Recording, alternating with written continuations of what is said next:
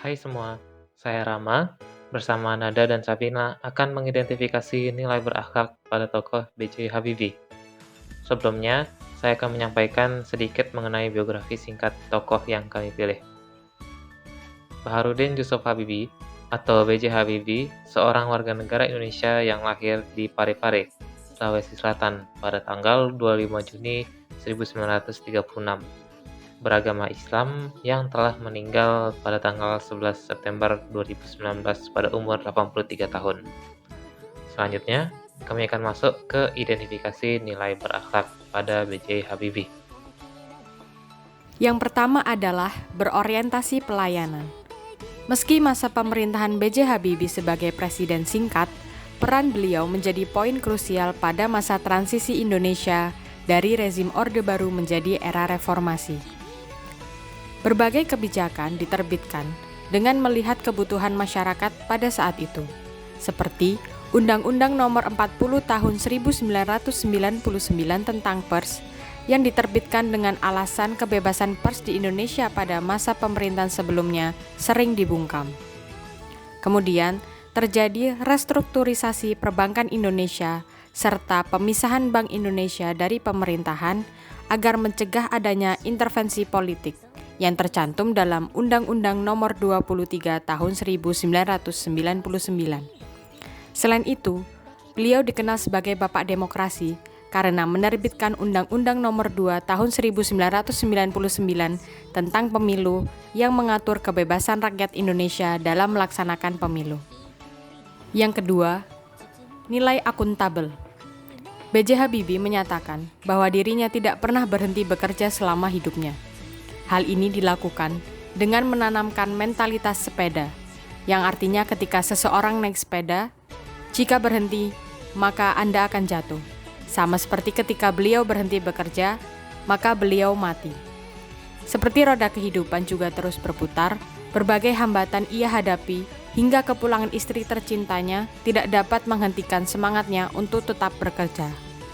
Yang ketiga adalah nilai kompeten. Sifat konsisten yang dimiliki B.J. Habibie dapat dilihat dari berbagai karyanya. Hal ini dibuktikan dengan semangat beliau untuk terus belajar, mengikuti perkembangan teknologi, serta tetap hadir di berbagai acara untuk memberi masukan dan nasihat yang diperlukan, meskipun beliau sudah memasuki usia lanjut bahkan menderita serangkaian penyakit. Tak hanya itu, beliau bersikap terbuka dan merangkul semua pihak yang ingin belajar darinya. Semangat belajar ini didapat dari keinginan beliau untuk berkontribusi membangun negeri dalam rangka mewujudkan cita-cita bangsa. Nilai keempat, yaitu harmonis, diwujudkan melalui sikap toleran dan empati terhadap semua lapisan masyarakat.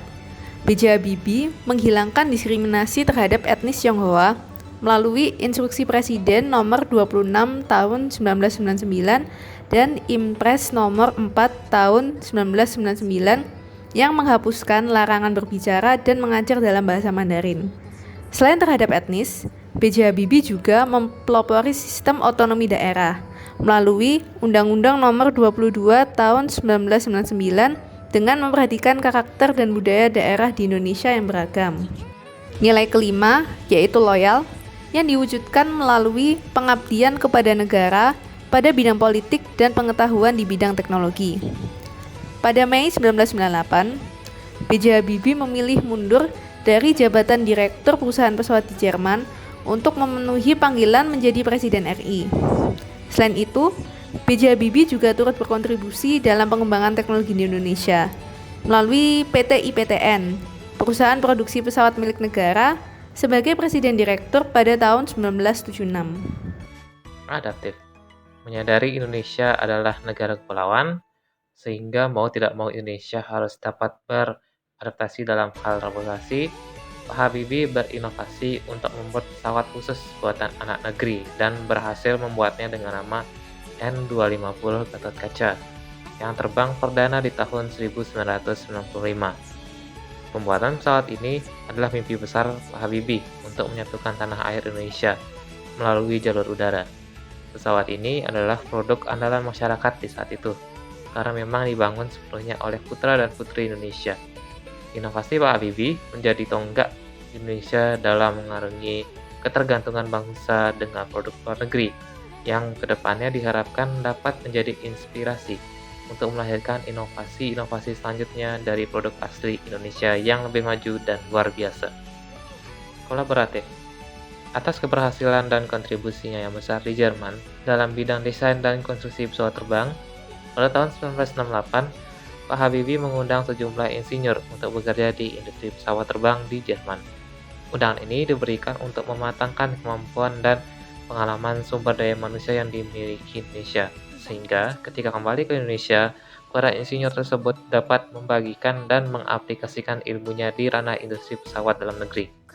Hal ini merupakan bentuk kerjasama yang diciptakan Pak Habibie antara Indonesia dan Jerman demi menciptakan SDM yang semakin berkualitas. Sekian dari kelompok kami, terima kasih.